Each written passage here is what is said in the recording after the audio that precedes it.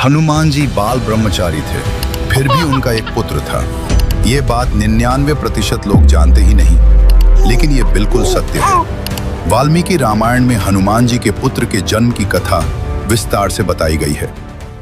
जब हनुमान जी ने लंका जलाई थी, तब अपनी पूंछ की आग बुझाने के लिए वे समुद्र में उतर गए। उस समय उनके शरीर से पसीने की कुछ बूंदें समुद्र के पानी में गिर गईं। एक विशाल मछली ने उस पसीने की बूंद को निगल लिया और चमत्कारिक रूप से मछली के पेट में उस पसीने की बूंद से ही एक वानर बालक का जन्म हो गया। कुछ दिनों बाद मछुआरों ने उस विशाल मछली को पकड़ लिया और पाताल लोक के राजा अहिरावण के सामने पेश किया। जब अहिरावण ने उस मछली को काटा तो वे देखकर हैरान रह गए कि उसके पेट से एक वानर रूपी बालक निकला। अहिरावण ने इस बालक को पाल पोसकर बड़ा किया और उसे पातालपुरी का मुख्य द्वारपाल बना दिया।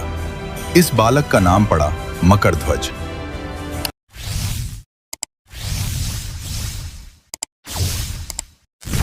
पौराणिक कथाओं में बताया गया है कि जब युद्ध के दौरान अहिरावण ने छल से राम लक्ष्मण का अपहरण करके उन्हें पाताल लोक में कैद कर लिया था, तब हनुमान जी उनकी खोज में पाताल लोक पहुंचे। वहां 7 द्वार थे, जिनमें से 6 द्वारपालों को हनुमान जी ने आसानी से पराजित कर दिया। लेकिन 7वें द्वार पर पहुंचते ही वे चौंक गए, क्योंकि वहां जो वानर पहरा दे रहा था वो बिल्कुल उन्हीं की तरह शक्तिशाली था। हनुमान जी ने उससे पूछा, तुम कौन हो और बिल्कुल मेरी तरह क्यों दिखते हो? तब उस वानर ने उत्तर दिया, मैं परम पराक्रमी हनुमान का पुत्र मकरध्वज हूं। ये सुनकर हनुमान जी स्तब्ध रह गए और बोले, ये कैसे संभव है? मैं तो बाल ब्रह्मचारी हूं, फिर तुम मेरे पुत्र कैसे हो सकते हो?